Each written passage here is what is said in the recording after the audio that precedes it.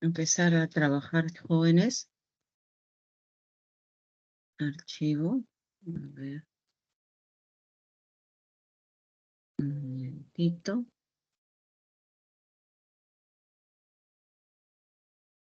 Muy bien. Esperamos unos minutos que está cargando.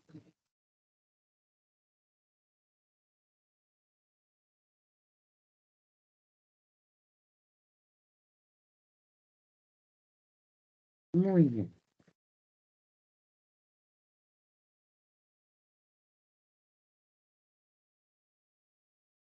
Muy bien, chicos.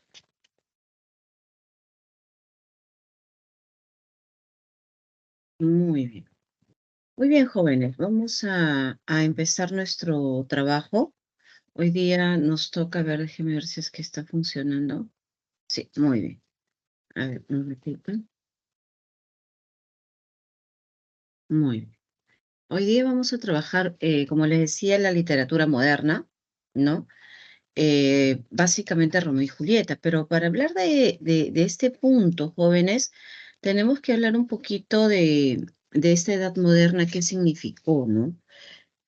Cuando hablamos de la edad moderna, hablamos de tres movimientos literarios muy importantes. En primer lugar, estamos hablando del Renacimiento, de aquel periodo histórico en el que se va a generalizar la crisis del viejo orden feudal y va a cobrar un mayor auge, perdón, las fuerzas del mercado y de capital. Aquí la cultura occidental va a iniciar su expansión mundial a partir del descubrimiento de América, ¿no? Que va a ser uno de los hitos históricos más importantes de esa época. En el plano espiritual se va a producir también cambios, se va a dejar de lado el teocentrismo de la Edad Media y va a saltar al antropocentrismo, es decir, predominio de la razón, ¿no? El predominio de la razón, el hombre como creación magnífica, ¿no? Va a tener el ser humano va a ser quien va a constituir la prioridad central del pensamiento de esa época, ¿no? Al mismo tiempo, luego, como nosotros sabemos, la Iglesia Católica sufre una gran disidencia en el desarrollo de la Reforma Protestante, ¿no? Otro de los elementos históricos que surge en esa época es el surgimiento del protestantismo, ¿no? Del protestantismo. Entonces, surge también a la par el llamado humanismo. eh, esa, Ese pensamiento, como les decía, donde quien va a tener mayor relieve es el ser humano. Entonces, acá la denominación renacimiento va a significar el provenir de las nuevas personas, perdón, el devenir, como les decía, de la cultura grecolatina, ¿no? Esa vida cultural de renovado interés de la cultura, eh, del aspecto cultural, ¿no? Entonces, por ahí como que va a ir surgiendo a ver un momento, va a ir surgiendo este elemento tan importante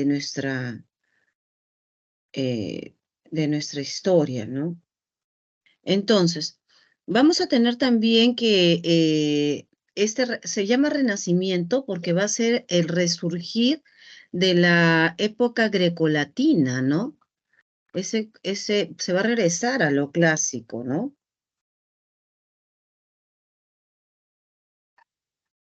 ¿Ya?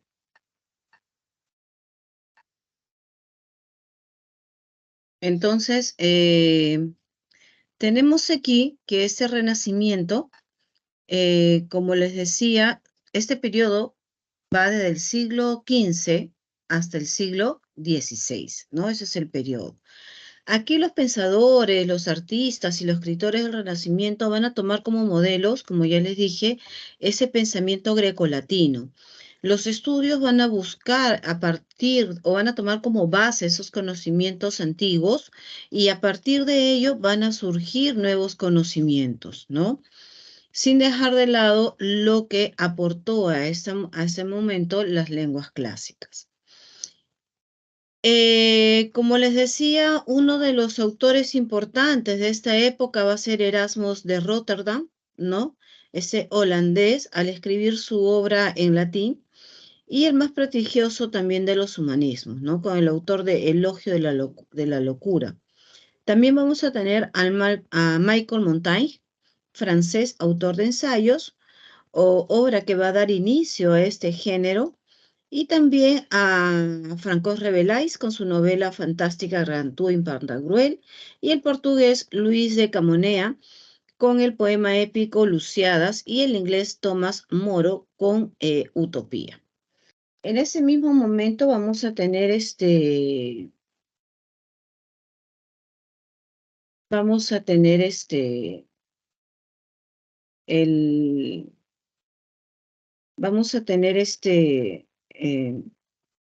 otro movimiento llamado barroco, ¿no? Barroco. Este movimiento se conoce más como un fenómeno, ¿no? Como un fenómeno en la cual un fenómeno cultural que abarca aproximadamente el siglo XVII, ¿no? El siglo XVII, y es una época de grandes conflictos políticos, ¿no? Y principalmente se le conoce como su gran complejidad formal, predomina la metáfora, el hiperbatón, tiene preferencia por la mitología grecolatina también, y el hombre va a ser un ser inconsciente, ¿no? Podemos decir nosotros acá que en este siglo va a ser una época de grandes conflictos políticos socialmente, ¿no? Y de una generalizada crisis socioeconómica eh, que se va a dar en el plano de la burguesía, ¿no? Con éxito que va a diferir de entre un país y otro. En el plano del arte, esta época se caracteriza por su gran complejidad formal. Va a ser digamos, un arte muy cargado, ¿no? Demasiado cargado. Entonces, se caracteriza principalmente, o los que han destacado, tenemos acá William Shakespeare, John Milton, ¿no? Con su poema épico correligioso, El paraíso perdido, y podemos decir que el barroco se desarrolló sobre todo en el mundo hispánico, ¿no? Donde corresponde la segunda mitad del siglo de oro español. Otro movimiento que tenemos aquí es el movimiento de la Ilustración, que se da en el siglo XVIII. Este fenómeno, también cultural, se desarrolla a lo largo de este siglo, ¿no? Denominado también siglo de las luces. ¿Por qué se le denomina así? Se caracteriza por una gran fe en el progreso y en particular por las posibilidades liberadoras de la razón. En pocas palabras, se da el apogeo por la ciencia y la filosofía. La expresión artística que se da en esta época es el neoclasicismo, porque se vuelve a retomar las ideas grecolatinas, ¿no? En pocas palabras, llamada también época de la Ilustración, o siglo de las luces, porque quien va a tener mayor relevancia en esta época es justamente el pensamiento, ¿no? La razón. Se le da más importancia a lo que el hombre piensa, a lo que el hombre puede aportar, tanto en el plano de las ciencias como en el plano de las artes, ¿no? Entonces se podría decir o describir como el boom del conocimiento humano. Vamos a hablar un poquito de William Shakespeare, ¿no? Eh, entonces vamos a indicar que William Shakespeare, o el Cisne de Avon, este escritor es uno de los grandes, como nosotros sabemos, importantes escritores de la lengua inglesa a nivel mundial, ¿no? Él es una figura que transita del Renacimiento al Barroco, ¿no? Aunque es posible afirmar que lo más importante de su obra se inclina básicamente hacia el barroco. Él es autor, actor y empresario teatral, como nosotros sabemos. Él nació en Stamford-on-Avon, una familia de la pequeña burguesía acomodada, y se establece en Londres, donde se dedica, como nosotros sabemos, principalmente al teatro, ¿no? Sus obras conocidas tenemos dentro de lo que es la lírica, Venus y Adonis, también algunos sonetos de estilo petrarquista y de tema amoroso. Dentro de las gramáticas vamos a tener se podría decir tres clases, ¿no? Tres estilos.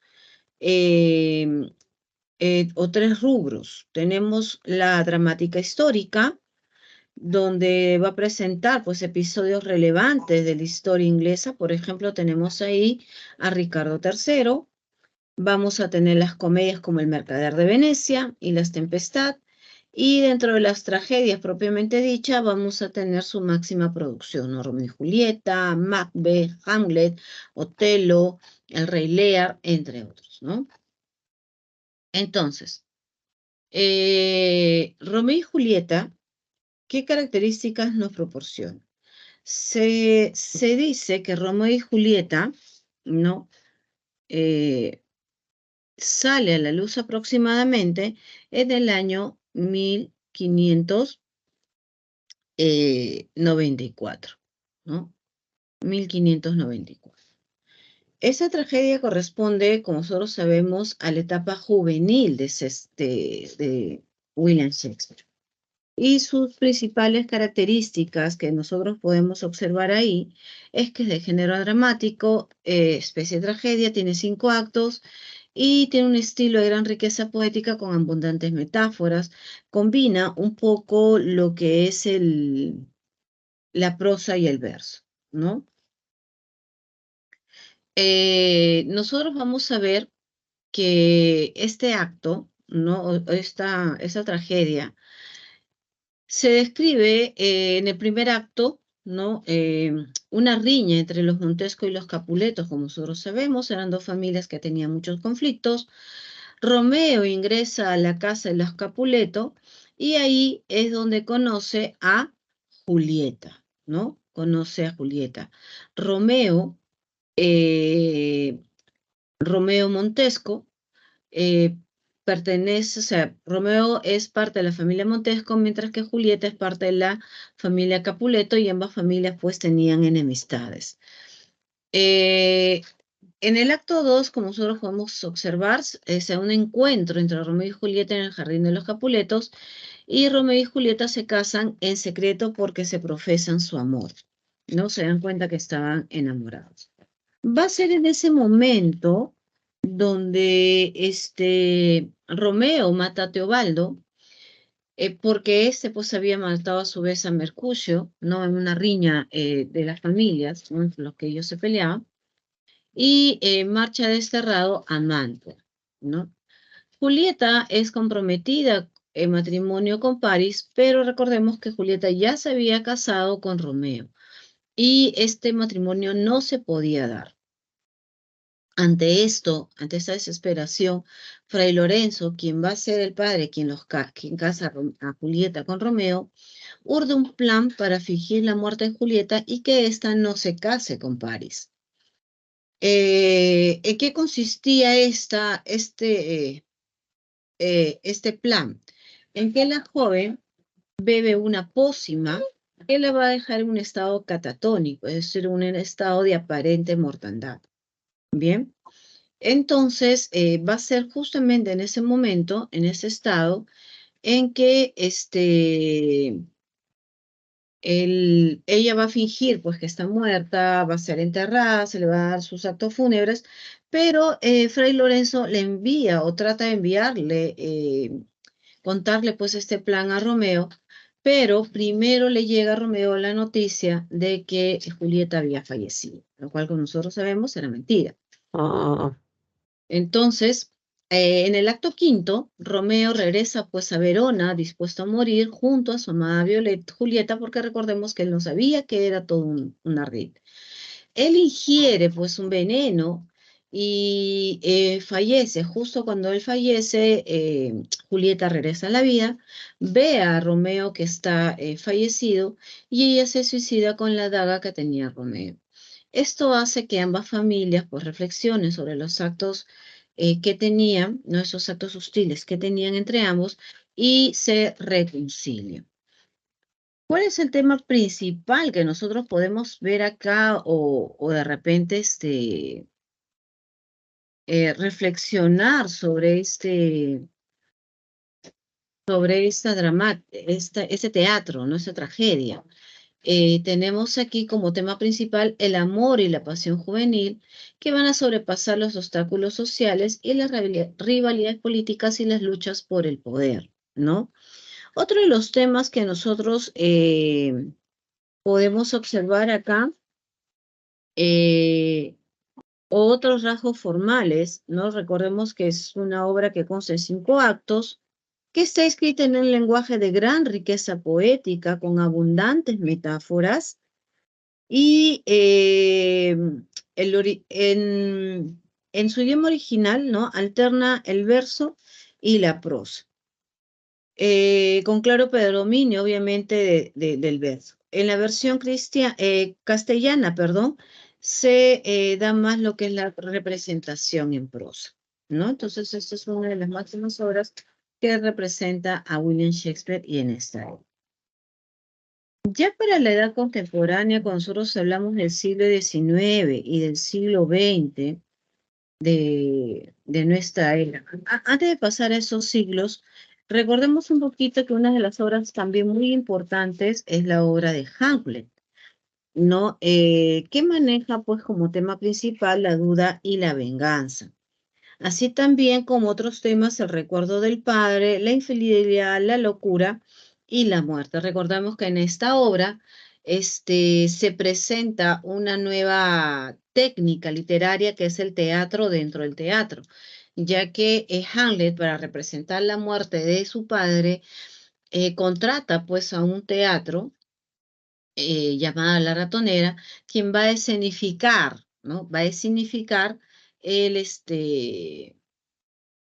la muerte de su padre, y esa técnica antes de William Shakespeare no se había dado, ¿no? Entonces, él hace esa innovación respecto a esta técnica literaria, ¿no? Este, recordemos que esta obra, pues, va a estar escrita en 5 actos y emplea también otro recurso importante como es el monólogo, ¿no? Recordemos ese monólogo del ser y no ser de Hamlet, ¿no?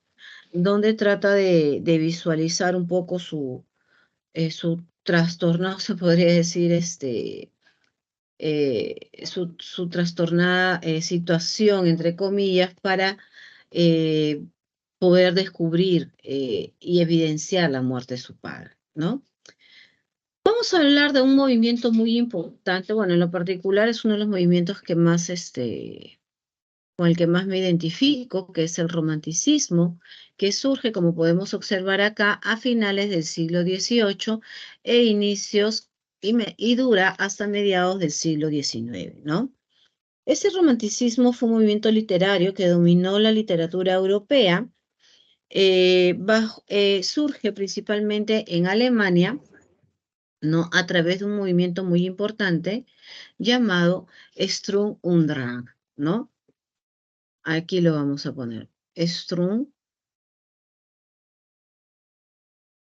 und Drang. ¿Qué significa tempestad e ímpetu? ¿No? O tempestad y pasión.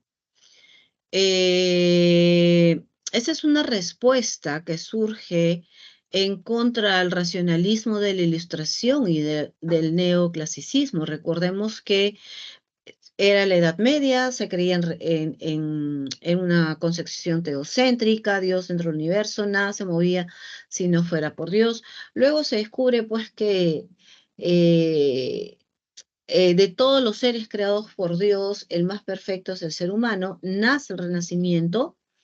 Dentro del nacimiento, del renacimiento, se crea una concepción antropocéntrica, ¿no? El hombre como centro del universo, el hombre es capaz de transformar ese universo. Surge el barroco porque ahí es donde pone el ser humano la mayor cantidad o sea, recarga a través de figuras para mostrar pues todo su pensamiento, y esto hace que a su vez surja la ilustración, ¿no?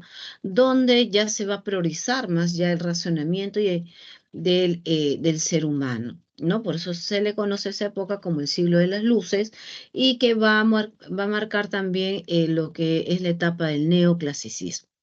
En contraposición a toda esa idea donde la razón era lo más importante, surge el romanticismo. Eh, esta corriente se caracteriza principalmente por el predominio de la subjetividad, de las emociones, de los sentimientos, y el culto al yo, ¿no? Ese yo poético. Se va a reivindicar la imaginación, el idealismo y la libertad creadora en contra de la moral de la sociedad burguesa y de las normas que limitan la inspiración artística, ¿no? Se va a idealizar la naturaleza también en esta época, ¿no? Se idealiza bastante la naturaleza. Asimismo, también podemos nosotros indicar pues que va a ser como un reflejo de esos sentimientos del escritor. Entonces, el romántico mostró gran interés por ese pasado legendario, por ese pasado heroico, ¿no?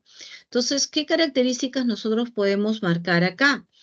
Que es una corriente literaria subjetiva, ¿no? ¿Por qué subjetiva?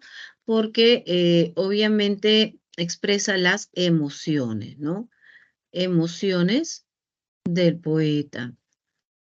Surge bastante imaginación de parte del autor.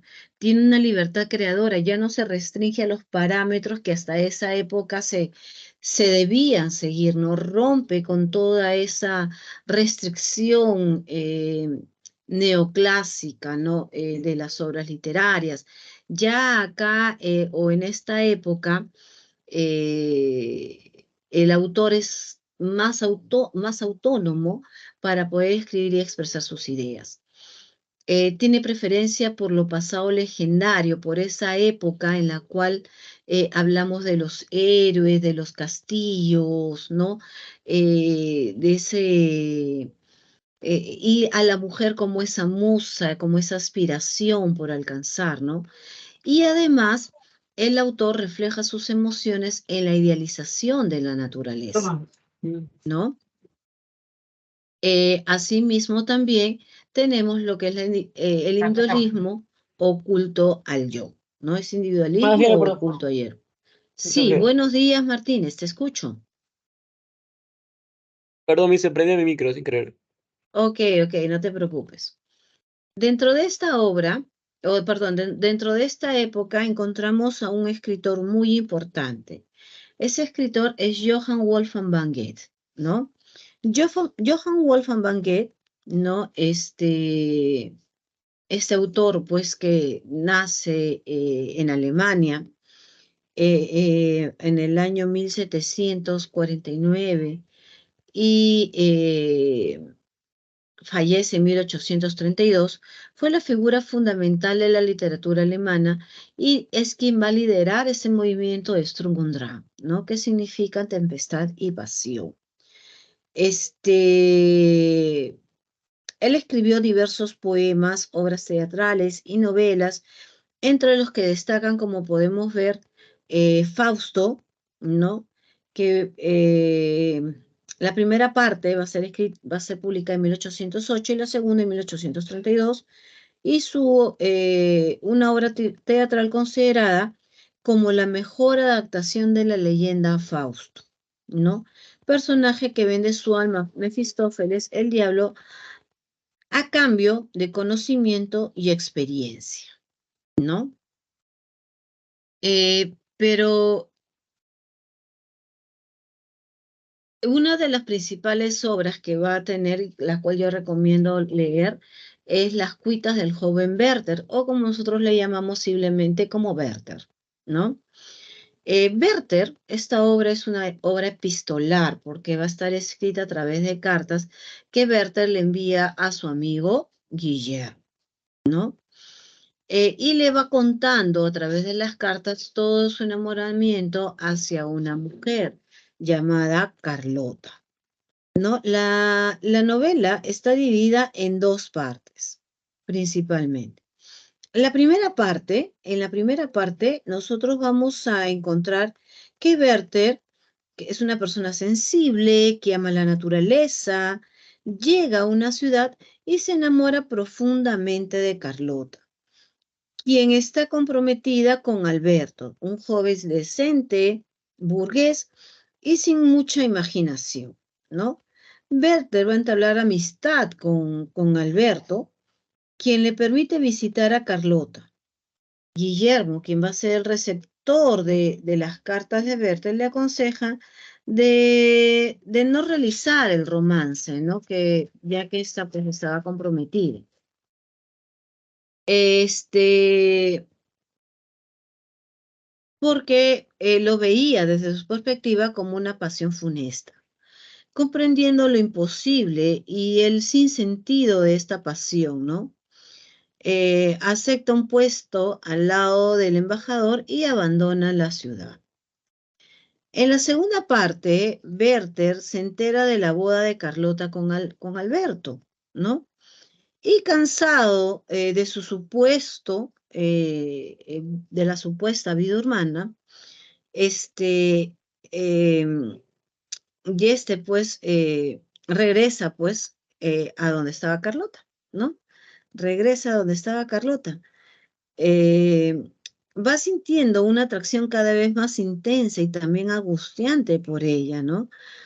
La pareja es consciente de su sufrimiento amoroso y para evitar las murmuraciones, Carlota le pide escasear sus visitas, ¿no? Un día, en ausencia de Alberto, Berta la visita y al leer con desesperación poemas de amor, este la besa, ¿no? La besa a Carlota, ante lo cual Carlota, o ante esta situación, ella le pide que no vuelva sino hasta Navidad. Werther, conociendo pues el rechazo de Carlota, entra en una profunda tristeza y envía a su criado una carta a Alberto, ¿no? Solicitándole que le preste sus pistolas por motivos de viaje. Carlota, presa pues de los temores, le entrega en víspera de Nochebuena las pistolas y él, como nosotros sabemos, eh, se mata, ¿no? Se mata dándose un balazo en la sien vestido con su frac azul. Eh, es ahí pues donde la obra termina. Carlota se siente muy triste ante la situación. Él va a ser enterrado, él pide ser enterrado bajo el árbol donde ellos solían encontrarse para poder perdurar pues ese amor o quedarse anclado en ese momento en la cual tanto Berta como Carlota, sentados en ese árbol, pues él podía ser libre expresándole sus emociones, ¿no? Donde sentía pues esa libertad de poder amar a Carlota, aunque sabía que no era correspondido, ¿no? El tema principal de esta obra, nosotros podemos decir que es el amor, el deseo amoroso, el amor prohibido. También tenemos la exaltación de la naturaleza y la vida burguesa. Esta obra en un momento fue vetada, ¿no? Fue vetada porque lamentablemente los chicos de su romanticismo pues creían que esa era la forma de poder librarse de ese amor. Sin embargo, o mejor dicho, no tomando en cuenta pues de que esta era solamente una representación, porque Johann Wolfgang van Goethe dice algunos libros. Ese ya como dato adicional, sé que no te lo van a tomar, pero me gusta siempre comentarlo. él tenía pues un amor en la vida real, ¿no? Johann tenía un amor en la vida real.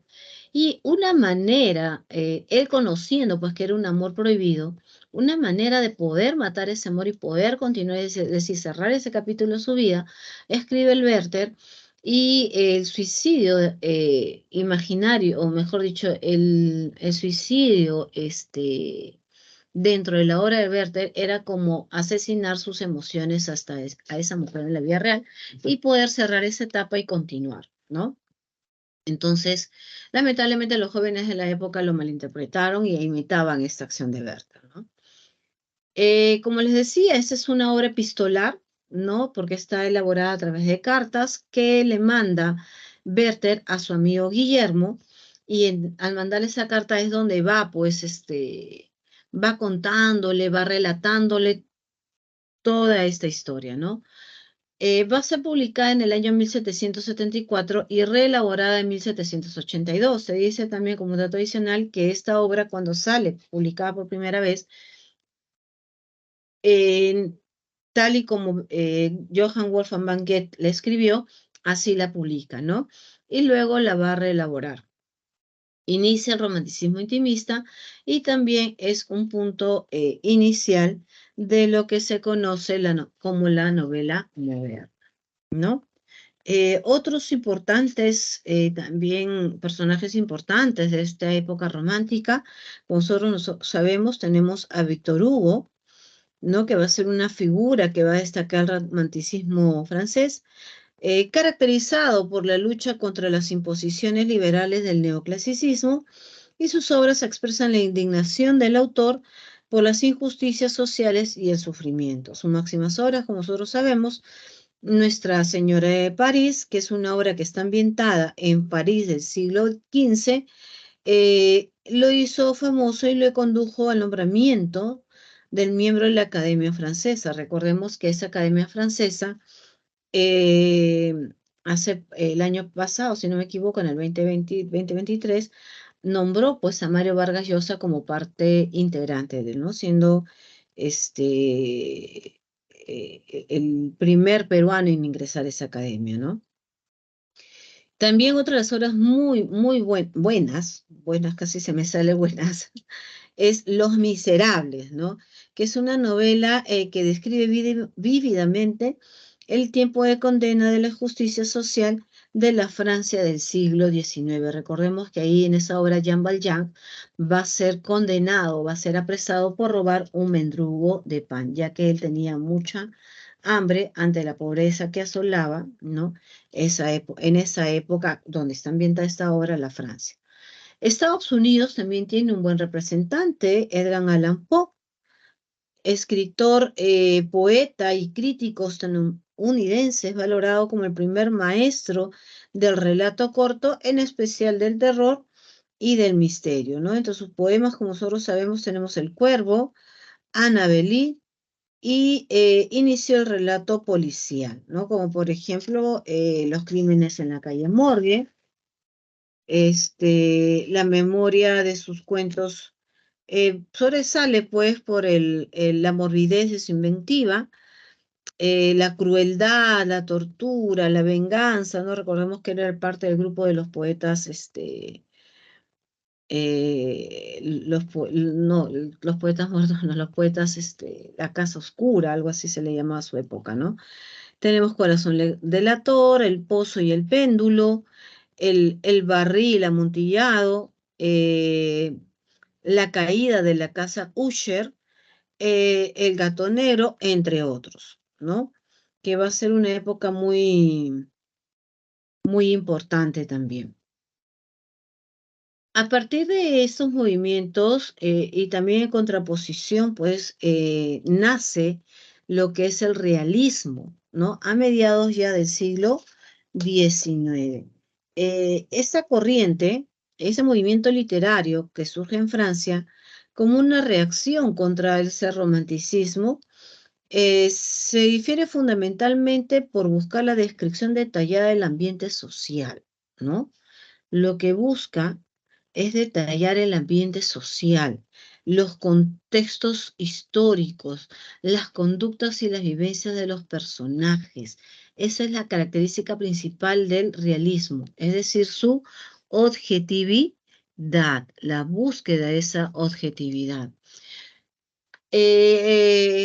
Entonces, dentro de los máximos representantes, vamos a tener, pues, por ejemplo, a Stendhal dentro de lo que es el realismo, perdón, francés, con su obra Rojo y Negro, ¿no? La interpretación de este título, Rojo y Negro, se dice que rojo era por la sangre derramada, ¿no? De esa época, y negro por la cucufatería que se vivía en esa época, ¿no? Tenemos también a Honoré de Balzac, ¿no? También iniciador de ese romanticismo francés, con su obra Papagoriot. También representante de este romanticismo a Gustave Flaubert con Madame Bovary. Y el iniciador, pues, de la novela psicológica, el ruso Fyodor Dostoyevsky con su obra Crimen y Castigo, ¿no? También dentro de Rusia tenemos a León Tolstoy con su obra Ana Karenina, ¿no? Recordemos que tanto Fyodor Dostoyevsky como Tolstoy se caracterizan por la maestría de las descripciones detalladas de las situaciones y vivencias de sus personajes, ¿no? En la obra, por ejemplo, La guerra y la paz, él evidencia pues el prototipo de la novela histórico matizada de lúcidas interpretaciones filosóficas. Eh, por otro lado, como nosotros sabemos, Dostoyevsky sí va a ser un poco más auténtico, él, ¿no? Él va a ser más auténtico, va a ser el iniciador de la novela psicológica, porque en su obra se refleja gran intensidad y el complicado mundo interior de los personajes y se propone el profundo análisis de esto, ¿no? Y nosotros lo vamos a ver en esta obra, Crimen y Castigo.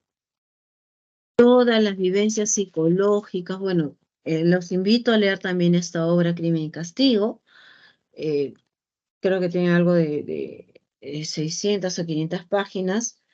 Eh, y la verdad que es una obra que te atrapa tanto, que uno dice, wow, cuántas páginas, pero al final las terminas leyendo en 1 o 2 días máximo, porque te captura bastante, ¿no? Tú te pones en el lugar de Rodion Raskolnikov y sientes pues toda esa angustia que siente Rodion Raskolnikov, porque Fidor describe muy detalladamente esas emociones, ¿no? Entonces, vamos a profundizar un poquito más en él. Fyodor Dostoyevsky nace, como nosotros sabemos, en Moscú. En su juventud va a ser vinculado, perdón, a las luchas contra el autoritarismo zarista, ¿no? A consecuencia de ello, como nosotros vamos a ver, va a ser encarcelado y sometido a un simulacro de fusilamiento, ¿no? Fue enviado a Siberia y luego permaneció desterrado. A su regreso, retornó a su actividad literaria y se ganó la vida colaborando en diversos periódicos, incluyendo la publicación de sus novelas por entregas en forma de boletines, ¿no? Su situación económica siempre fue difícil y aquejado por una mala salud y por la epilepsia, muere en San Petersburgo, ¿no? Sus máximas obras, vamos a tener Humillados y Ofendidos, Crimen y Castigo, El Jugador, Demonios y Los Hermanos Karamazov, entre otros.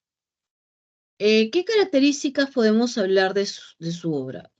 Como podemos ver ahí, el profundo análisis de la subjetividad de los personajes, ¿no? Va a ser el auténtico iniciador de la novela psicológica. En su obra nosotros vamos a ver gran intensidad del complicado mundo interior de los personajes y propone un profundo análisis de esas vivencias que él va a ir relatando. Tiene tendencia hacia lo dramático también, ¿no? ¿Por qué? Porque tiene gran importancia el diálogo donde cada personaje deja escuchar su propia voz sin que el narrador atribuya una mayor validez a la voz de uno y otro personaje. Bien. Tiene preocupaciones morales y religiosas, ¿no? Básicamente se solidariza con el sufrimiento humano, ¿no? Y tiene una religiosidad atormentada.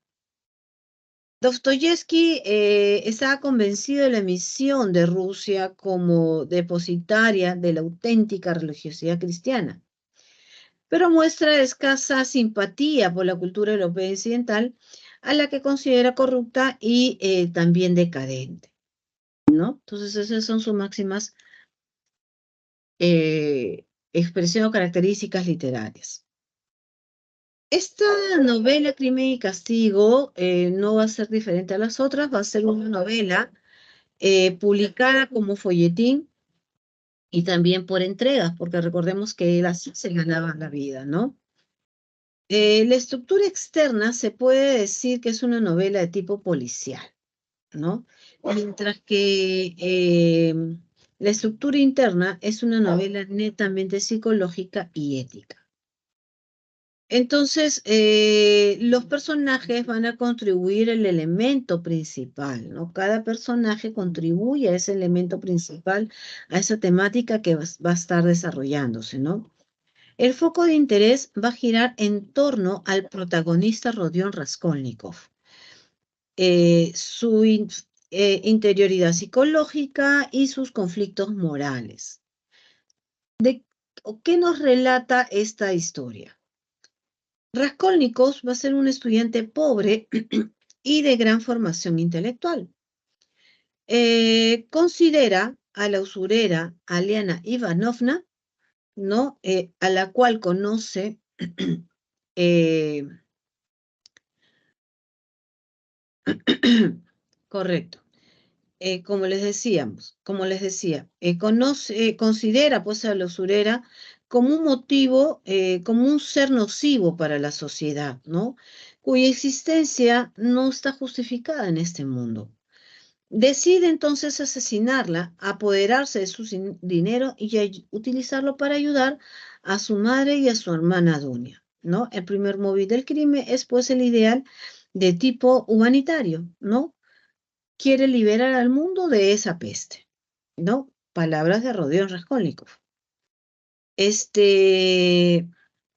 Pero por otra parte, Rodion Raskolnikov se considera como un hombre superior, porque él tiene el derecho de ponerse por encima de esa moral común y con la potestad de suprimir, pues, a un ser humano considerado dañino para la sociedad.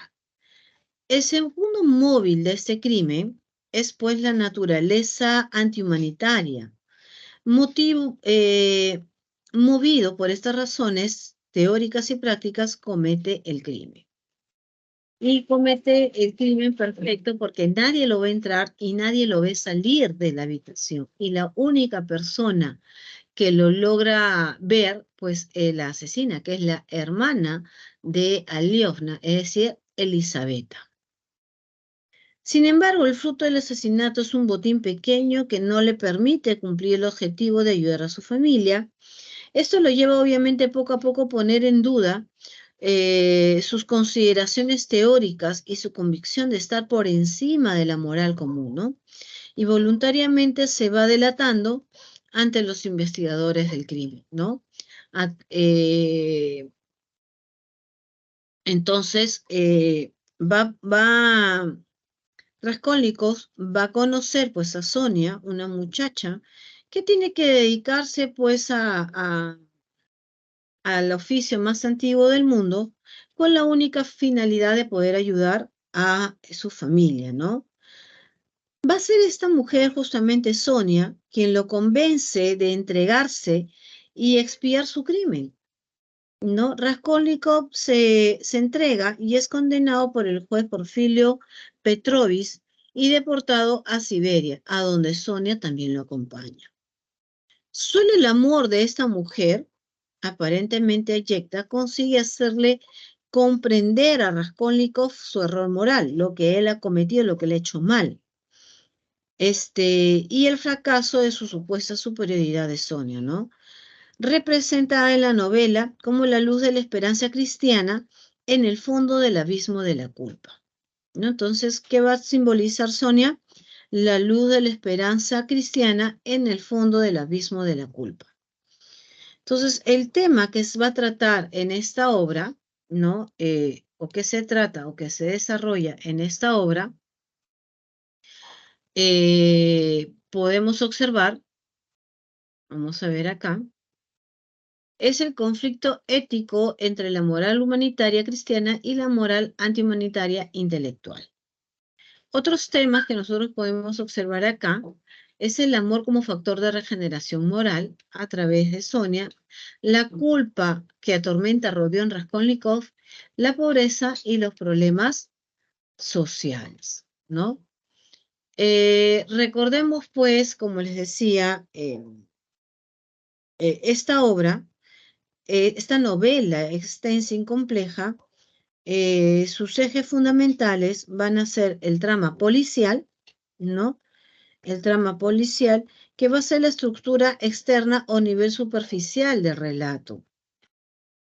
Y Raskolnikov, como nosotros podemos ver ahí, comete un crimen que va a producir una investigación, a lo cual se va a entregar, va a recibir una sanción social, ¿no? Y es ahí donde nosotros entramos al segundo nivel, que es el nivel profundo, es decir, el del conflicto interno, el aspecto psicológico y ético de esta obra, ¿no? Porque caí en el complejo mundo interior del individuo en este caso, donde el individuo va a sentir pues que sí ha cometido un error y va a entregarse, ¿no? De ser ese superhombre, va a caer en su humanidad. Bien,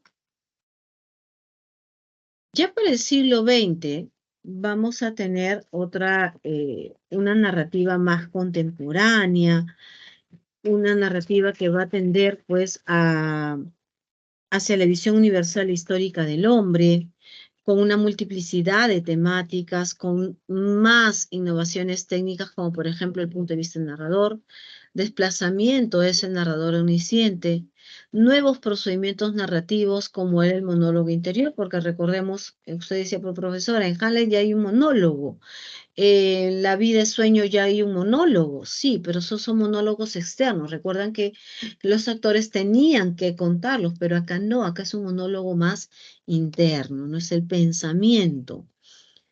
Diversos planos temporales, quiebre del orden lógico y cronológico del relato, ¿no? Y lo podemos nosotros ver en Crónica de una muerte anunciada, aquella obra literaria en la cual nosotros empezamos por la mañana en que se va a asesinar a Santiago Nazar, y a partir de ese día se va construyendo la historia en pasado, en presente, ¿no?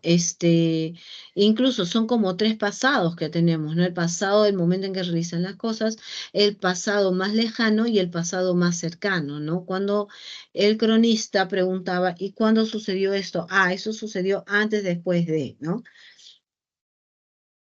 Entonces tenemos que se van a desarrollar dentro de las temáticas, temas históricos, sociales, psicológicos, políticos y también temas cotidianos. Recordemos que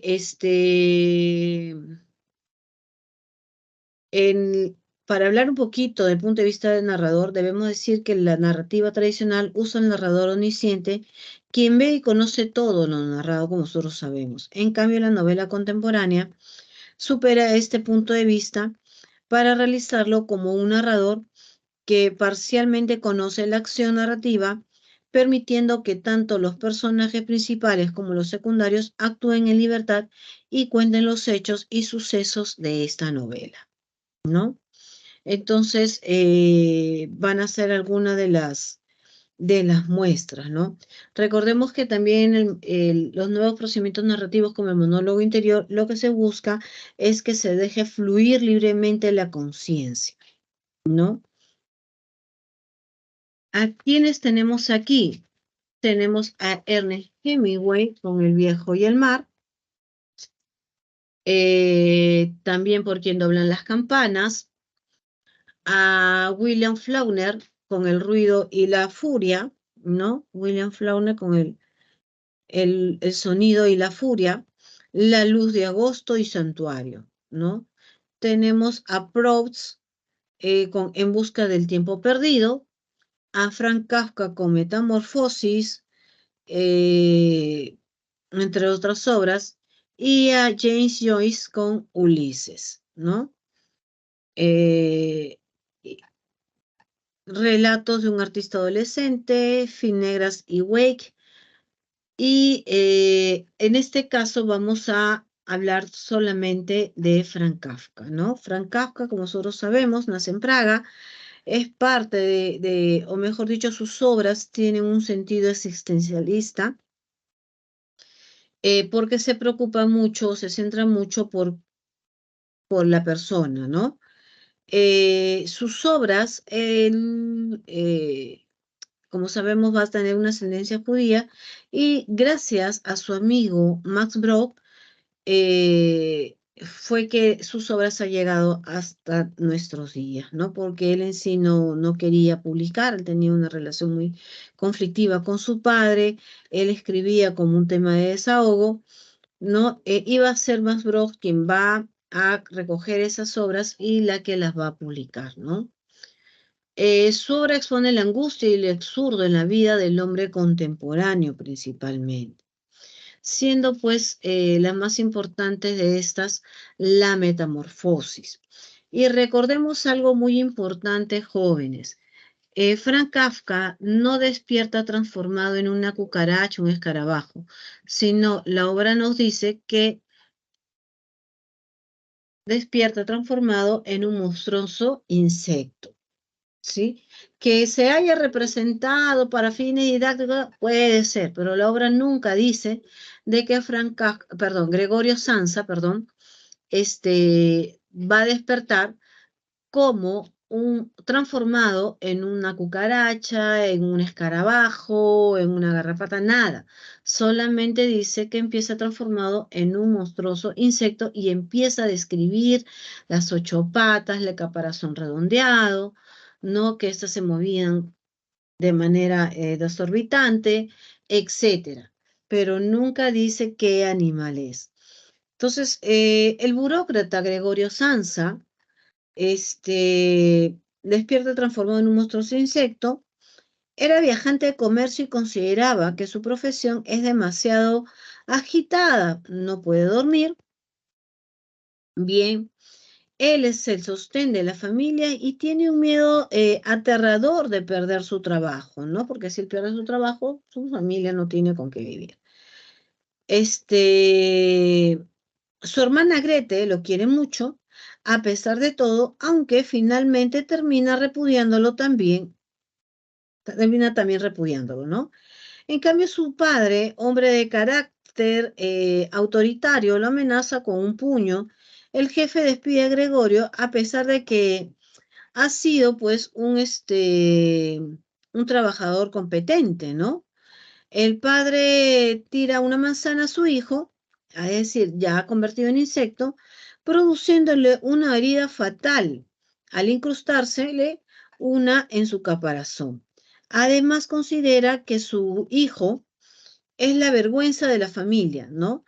La obra termina con la muerte de Gregorio Sanz, ¿no? Si bien es cierto, su hermana Grete cuida de él tras su metamorfosis, en cambio su padre lo trata violentamente. Y al final, pues Grete también termina repudiándolo, ¿no? Sobre todo cuando se enferma y se le infecta.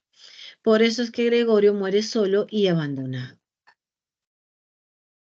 Entonces, el tema principal de esta obra es la alienación del sujeto moderno que conduce a una automatización de la vida cotidiana.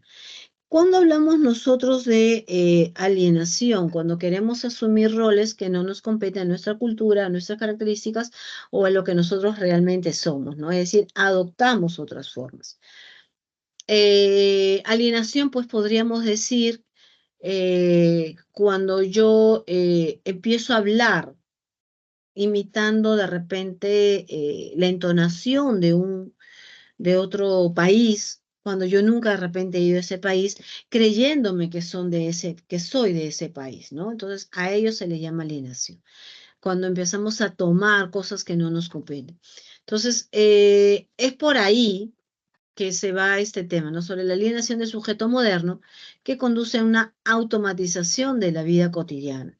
Todos nos levantamos, trabajamos, nos acostamos, día uno, día dos, nos levantamos, acostamos, trabajamos, etcétera, ¿no? Y eso pues hace que nosotros asumamos roles para que no son de nosotros. De repente somos personas felices con un carácter X, pero lo perdemos por la automatización de esta vida cotidiana. Otros temas que habla es el autoritarismo del padre, la mutación del hombre en insecto. Ojo, que esta mutación es importante, porque el hombre pudo haber mutado de repente en un mamífero, pero no lo hace. De toda la especie animal, el hombre se transforma en la peor especie, en esa especie que nace, crece y vive en la basura, ¿no? En el desperdicio de. Y esa connotación que le da Kafka al hombre al mutar en un insecto es muy importante. Por eso se le llama también la deshumanización, ¿no?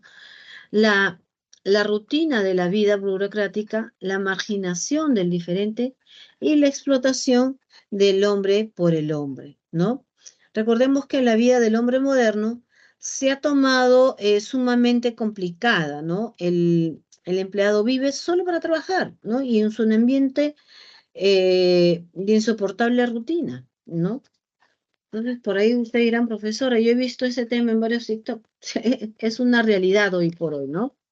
Entonces, los jefes explotan a los empleados muchas veces sin interesar, pues, ¿no? La utilidad que pueda tener el hombre, ¿no? Vemos acá que el trabajo ha deshumanizado al hombre. Al hombre ya no se le ve como un ser humano, sino como una máquina de producción, como una máquina que debe venir, trabajar, laborar y hacer lo que tenga que hacer. La mutación de Gregorio, un insecto, refleja el absurdo de la existencia humana, ¿no? También transformó en un insecto ya no es útil para la sociedad. Entonces, por ello la importancia de la transformación de Kafka en esa especie animal, ¿no?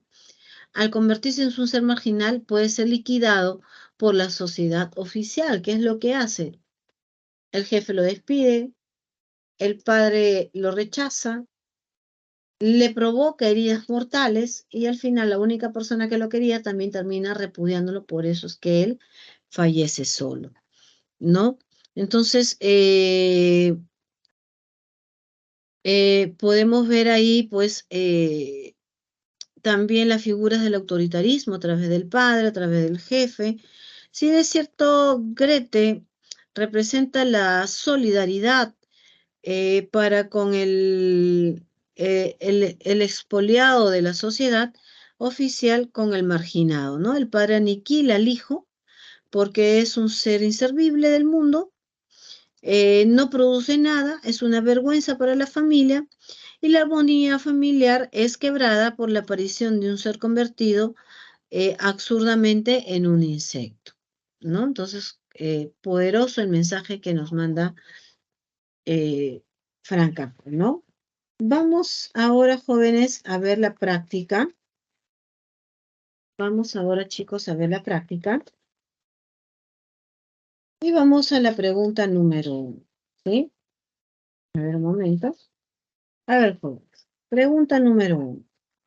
Tenemos ahí, marquen la alternativa que completa de manera correcta el siguiente enunciado sobre el renacimiento, ¿no? Vamos a retroceder un poquito. Vamos a irnos un poquito al renacimiento. Muy bien. Tenemos ahí. Dice, esta corriente se originó en Italia y luego extendió su influjo por Europa. Entre sus diversas características resalta, así como la valoración. A ver, jóvenes, ¿cuál sería la respuesta?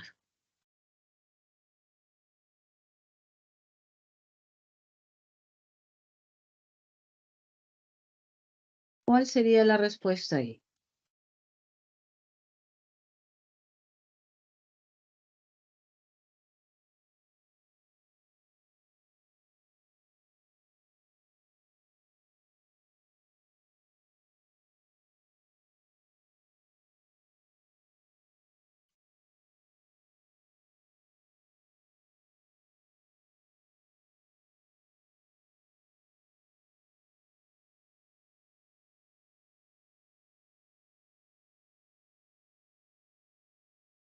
A ver, jóvenes.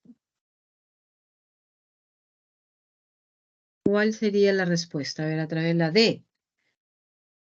Correcto, la mirada antropocéntrica y de la cultura clásica, correcto.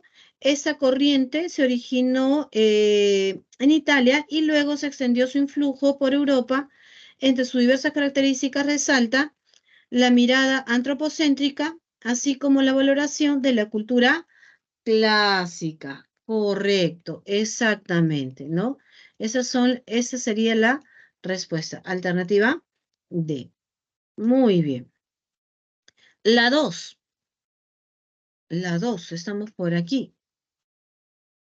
Teobaldo dice, Romeo, el odio que te profeso no me permite otro mejor cumplido que el presente. Eres un infame. Romeo le responde,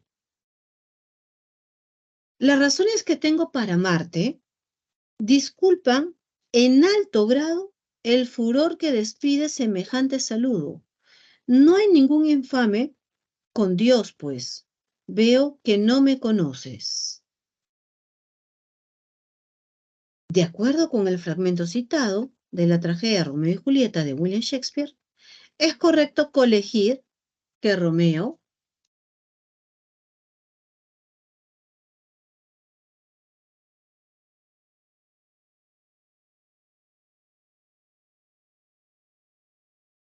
a ver chicos,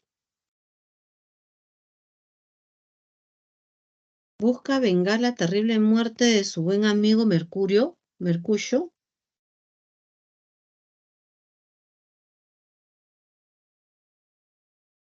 La 2B, rehúsa pelear con Teobaldo porque se ha casado con Julieta. A ver qué me dicen los demás.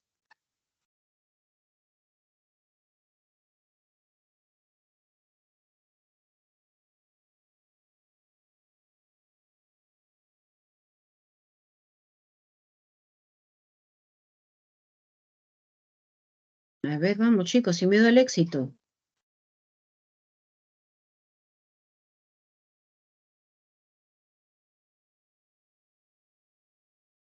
Ahí claramente lo dice, ¿no? Las razones que tengo para amarte disculpan en alto grado el furor que despide semejante saludo, ¿no? Disculpan en alto grado el furor que despide semejante saludo.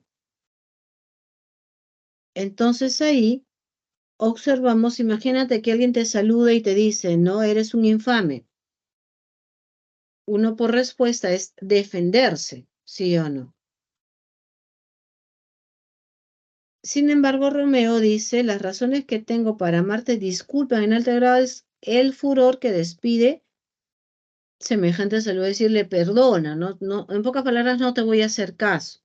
Es decir, rehúsa pelear con Teobaldo porque se ha casado con Julieta, ¿no? Él no busca pelear con Teobaldo. Muy bien, chicos.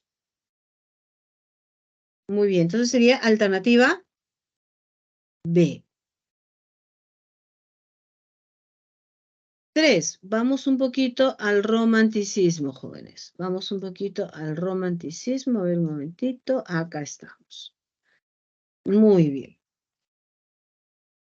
Adiós campos verdes y arboledas dichosas, donde los rebaños hallan su deleite, donde los corderos pastaron andar en silencio, los pies de los ángeles luminosos, sin ser vistos vierten bendiciones y júbilos incesantes sobre cada pimpollo y cada capullo y cada corazón dormido. A partir de los versos citados del poema La noche, del escritor inglés William Blake, ¿qué característica del romanticismo prevalece?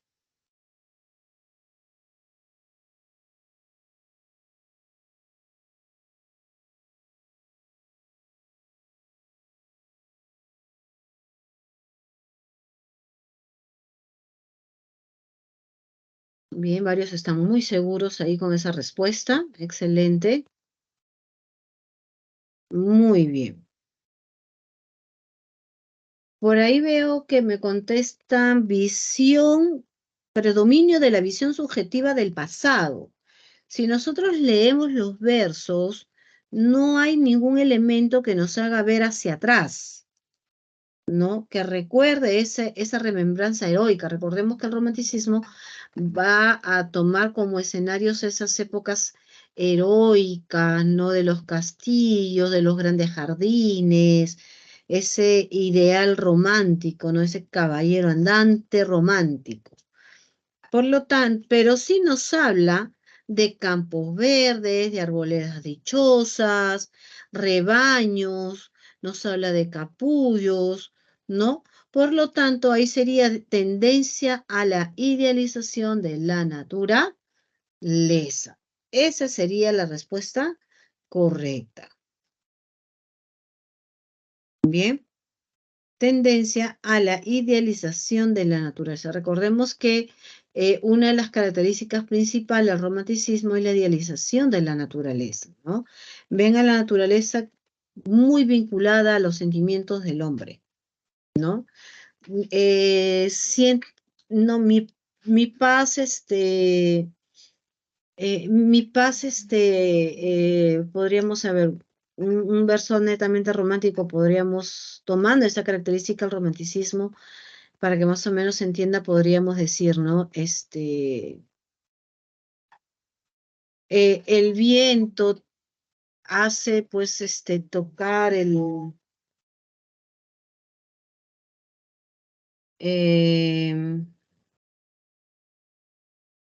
el viento, pues, hace tocar el suave vergel de mi mundo, o podríamos nosotros,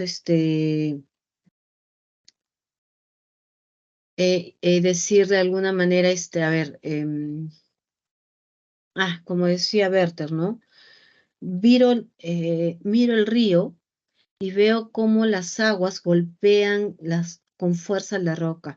Así me golpea tu indiferencia. Algo por ahí decía Werther, ¿no? Entonces, es una forma de su emoción, o sea, ese rechazo que Carlota sentía hacia él lo ve reflejado ese golpe del río, de las aguas del río contra la roca, ¿no? Sobre todo cuando la marea está alta, ¿no? Esa es una representación de las emociones hacia la naturaleza. Y también esa idealización de la naturaleza como que ese es espacio esperado donde el poeta encuentra paz también, ¿no? Encuentra lo que, ese punto mágico, ese centro de donde pueda él plasmar todas sus emociones. 4. Marque la alternativa que contiene la secuencia correcta de verdad respecto al argumento de las cuitas del joven Werther. A ver, chicos.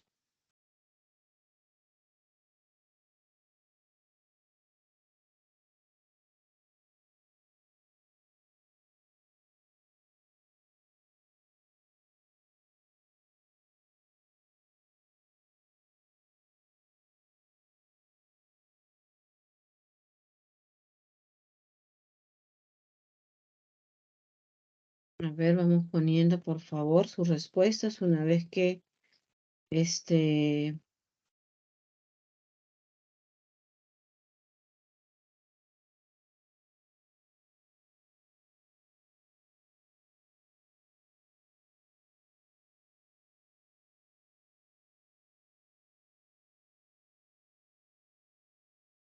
A ver, la 4D nos dicen. A ver, a ver, a ver.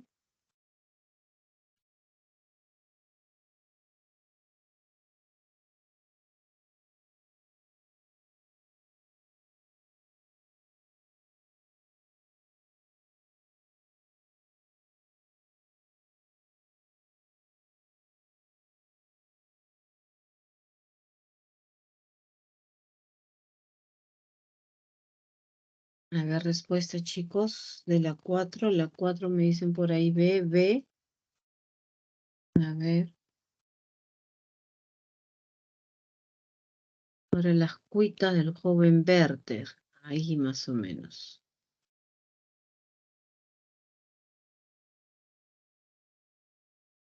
A ver, el protagonista informa su pasión por Carlota a su amigo Guillermo. Bueno, decíamos que es una novela epistolar. Epistolar significa que es envío de cartas, ¿sí o no?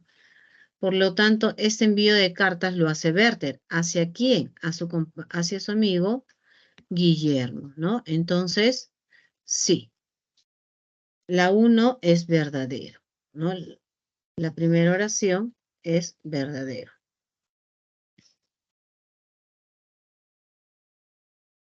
Siguiente. Alberto ofrece las pistolas a Werther para que éste se quite la vida. No. Werther, bueno, dentro de la novela hay un punto cuando Alberto y Werther hablan sobre las pistolas, pero a Alberto siempre les dicen que eran pistolas de cacería. Por eso es que cuando Alberto se las pide, les dice que va de viaje y se va a casar, ¿no? Entonces, aquí es falso.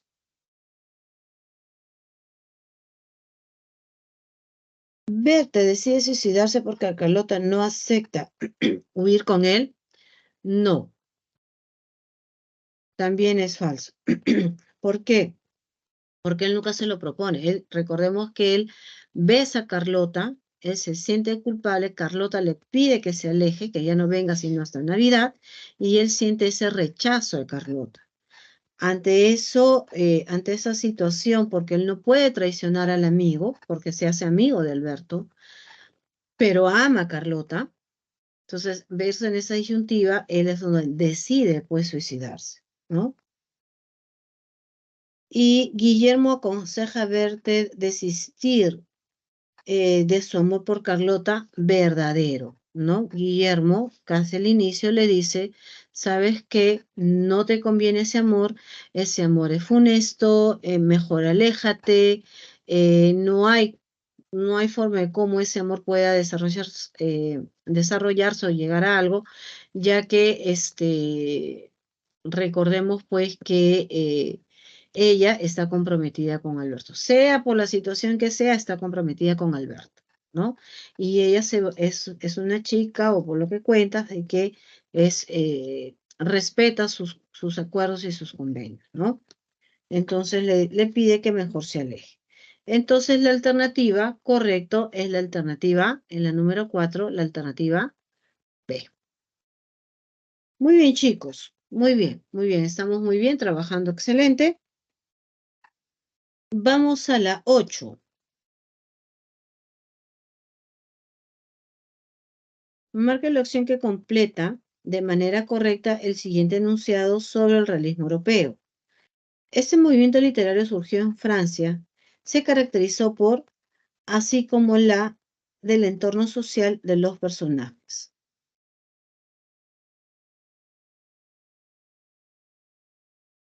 Vamos un poquito al realismo.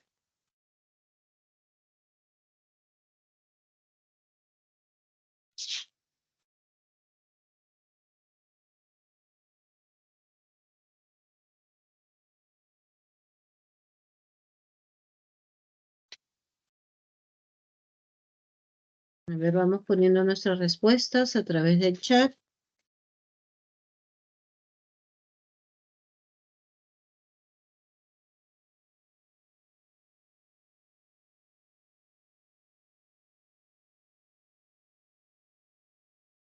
Pregunta número 5.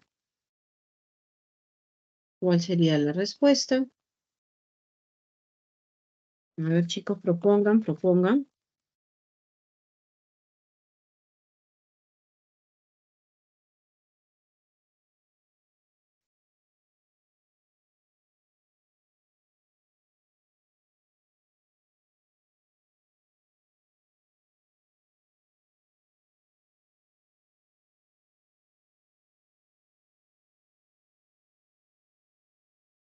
A ver, por ahí tenemos la A, por ahí uno la C, la 5A nos dice.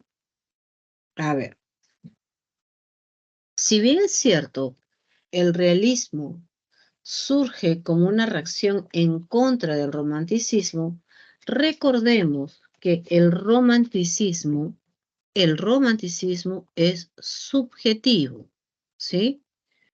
Mientras que el realismo, como podemos apreciar acá, es netamente objetivo, ¿sí? Es netamente objetivo. Entonces, ahora, no aparece como bueno, aparece como una reacción contra el romanticismo, ¿no? Es una reacción en contra de. Ahora, se caracterizó por la crítica al romanticismo, no critica al romanticismo, sino va en contra de lo que el romanticismo hacía. Por ejemplo, si el romanticismo hablaba de emociones, el realismo va a hablar de la vida diaria, pero no va a decir, oye, hablar de los sentimientos, de las emociones es malo, no lo va a hacer.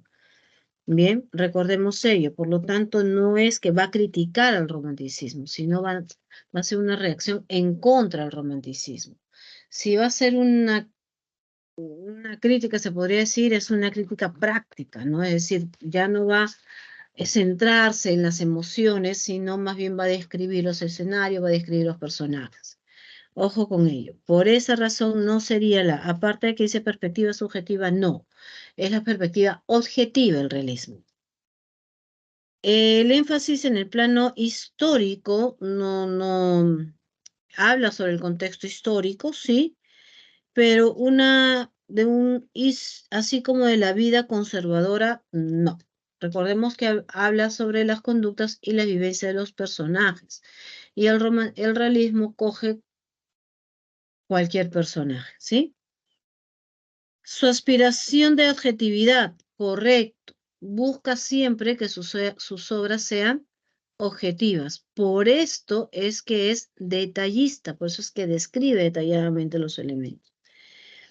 Bien, y la descripción minuciosa, obviamente, del entorno social y también de los personajes. Recordemos que Rodion Raskolnikov, Fedor Dostoyevsky, se centra en las conductas personales, ¿no? La preeminencia de la razón, ¿no? Esa es la ilustración, recordemos, y constante idealización es romanticismo, no tiene nada que ver. Exaltar la libertad creadora es romanticismo, y la hondura psicológica sí es parte del realismo, pero no es la respuesta. Entonces, la respuesta correcta sobre el realismo es la alternativa C, ¿correcto? La aspiración de objetividad y la descripción minuciosa. Muy bien, vamos a hablar ahora un poquito es el de la obra Crimen y Castigo, ¿no? De Fedor Dostoyevsky. Dice ahí, marca la alternativa que contiene los enunciados correctos sobre el argumento de la novela Crimen y Castigo de Fyodor Dostoyevsky. A ver, tenemos unos minutos y vamos proponiendo la respuesta, ¿sí?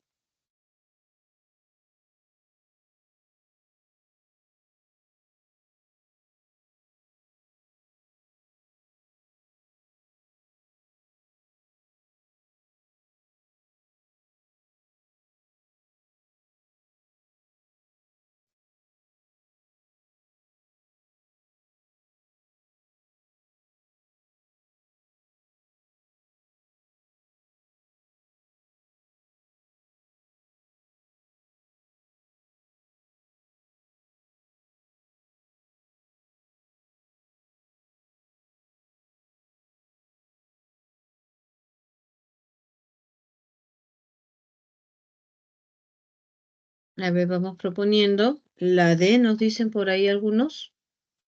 A ver, la pregunta 6.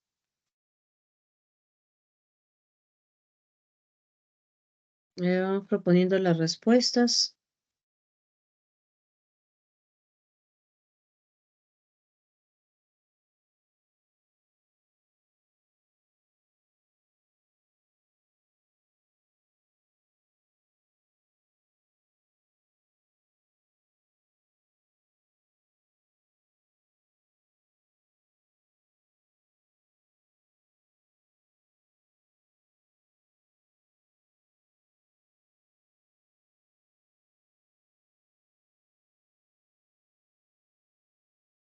A ver, chicos, respuesta de las 6.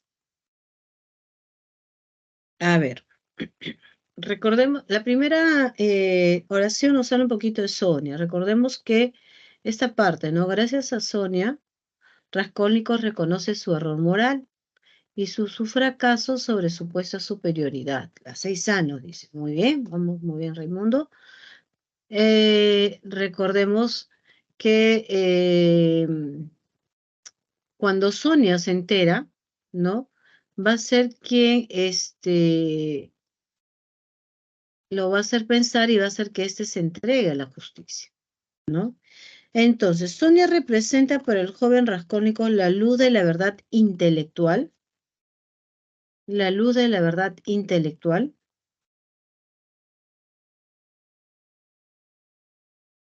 ¿Qué decimos, chicos?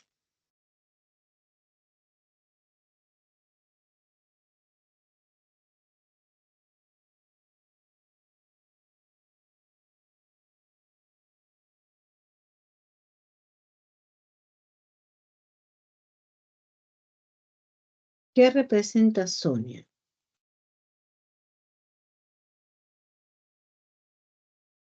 A ver. Nosotros hace un momento hablábamos sobre el tema e indicábamos, ¿no? Que lo que va a representar Sonia en él principalmente es que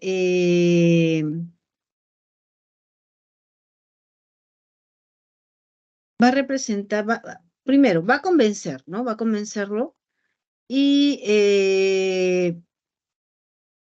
va a ser en él que él reconozca ese error, ¿no? Por lo tanto, Sonia representa en él esa luz cristiana, ¿no? Esa luz cristiana, esa luz moral, esa luz en la cual él va a tomar esa conciencia de culpa, ¿no? Entonces, Sonia representa la luz de la esperanza cristiana en el fondo del abismo de la culpa, ¿sí?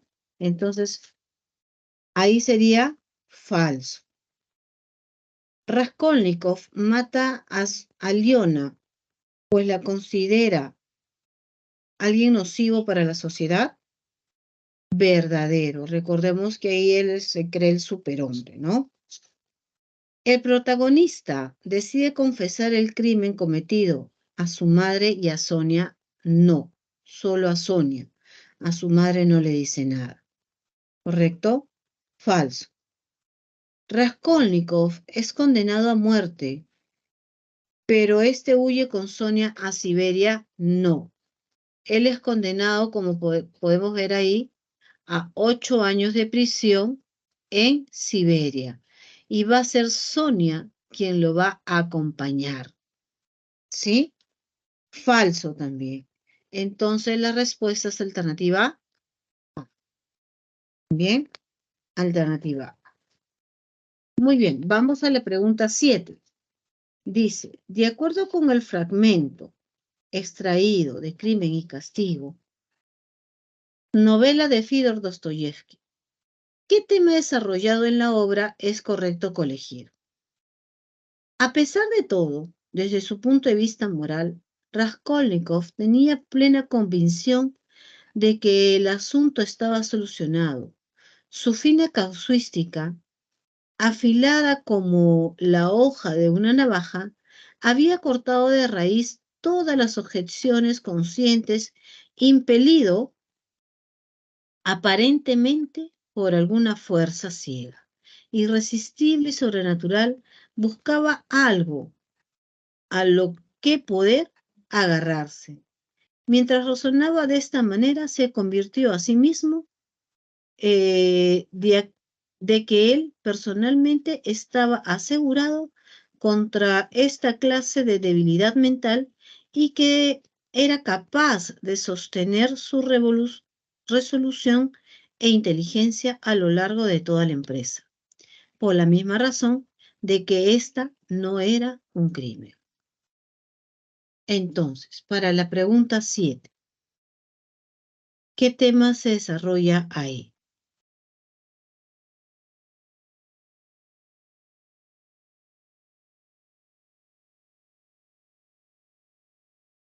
Hay varios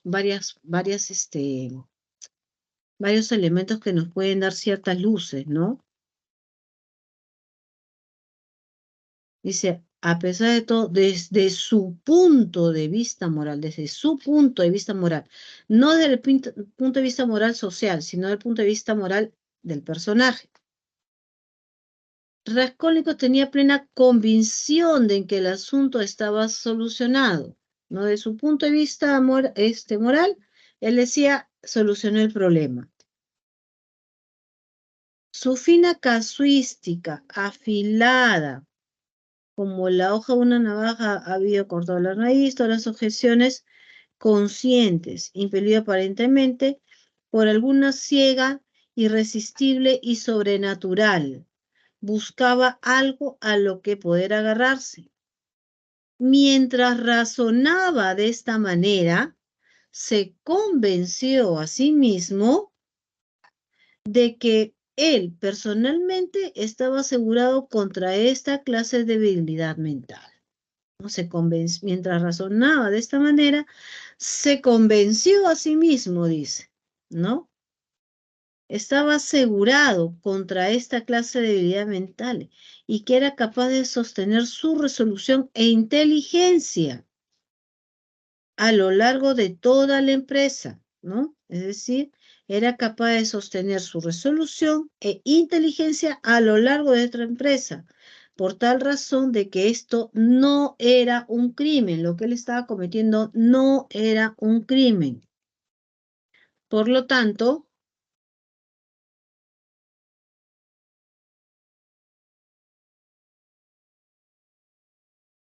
7C.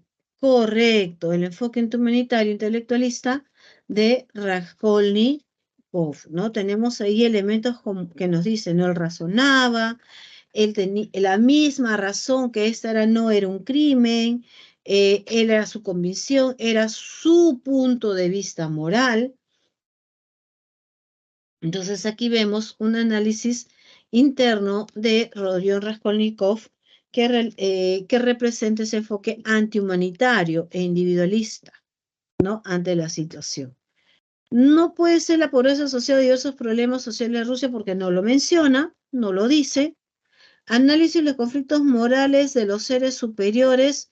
No lo dice, pero podría llevarte a la confusión por la primera parte, ¿no? Desde su punto de vista moral. Pero recuerda que el punto de vista, la moral es social, ¿no? Entonces, cuando hablamos de nuestro punto de vista moral, el punto de vista particular moral no necesariamente va a coincidir con lo que es socialmente aceptado. Y cuando nosotros nos ponemos en esa actitud, creemos que estamos por encima de, ¿no? La asimilación progresiva de una ética religiosa y humanitaria no nos habla nada de una ética religiosa. La racionalidad como única posibilidad de un cambio moral no nos habla de un cambio moral, nos habla de que va a ser una empresa y que esa empresa está justificada de un punto de vista racional. Entonces vemos ahí el enfoque antihumanitario e individualista de Krakow, ¿no? Pregunta 8.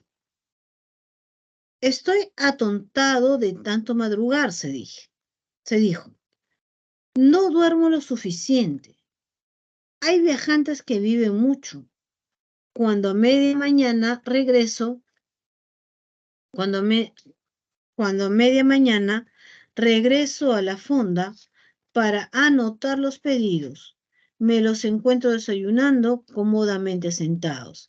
Si yo, con el jefe que tengo, hiciese lo mismo, me despedirían en el acto, lo cual probablemente sería lo mejor que me podría pasar. Si no fuese por mis padres, ya hace tiempo que me hubiese marchado. A partir del fragmento citado de La Metamorfosis, novela de Franz Kafka, ¿qué tema desarrollado en la obra puede deducirse?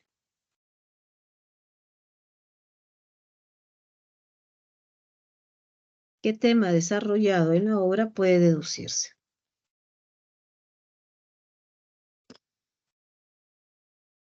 Ya, por ahí varios ya están proponiendo sus respuestas.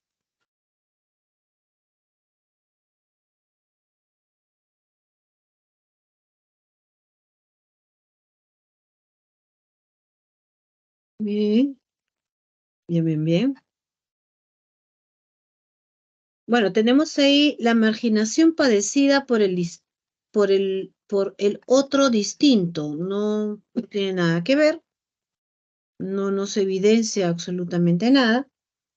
El autoritarismo de los compañeros del trabajo. No nos habla de un autoritarismo, nos hablan de lo que otros trabajan o cómo trabajan. Los problemas económicos de Gregorio Sanza no evidencia la condición económica problemática o no. Si no fuese por mis padres, ya hace tiempo que me hubiera marchado. Bueno, nos habla solamente del autoritarismo de los padres, más no de los compañeros y mucho menos los problemas económicos. La exaltación de la vida burguesa moderna, no lo menciona. La respuesta sería la rutina asfixiante en el trabajo burocrático. Recordemos que acá en esta parte él se queja de su trabajo y él era un burócrata, ¿no? Él trabajaba pues viajando, haciendo trámites, ¿no? Entonces toda ese trading, ¿no? Incluso eh, dentro de la obra se dice, ¿no? Que él es un burócrata, ¿no? Entonces, y él ya estaba cansado y esto justamente es lo que lo lleva a convertirse en un monstruoso insecto. Entonces, la respuesta es alternativa C, ¿correcto? D, perdón, D de dedo, D de dedo. La rutina asfixiante del trabajo. Entonces, chicos, para que más o menos nos ubiquemos, por si A o B nos ha faltado alguna alternativa, ahí está, ¿no? Ahí están las alternativas, por favor. Tómenle captura de pantalla, cópienla.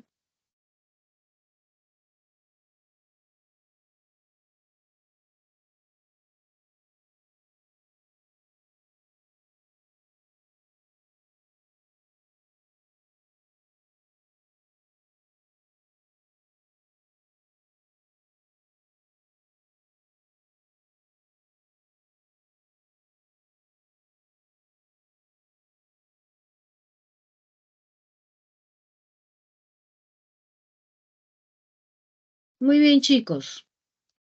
Muy bien, jóvenes. Entonces, no sé si habrá alguna pregunta hasta acá. ¿Alguna duda?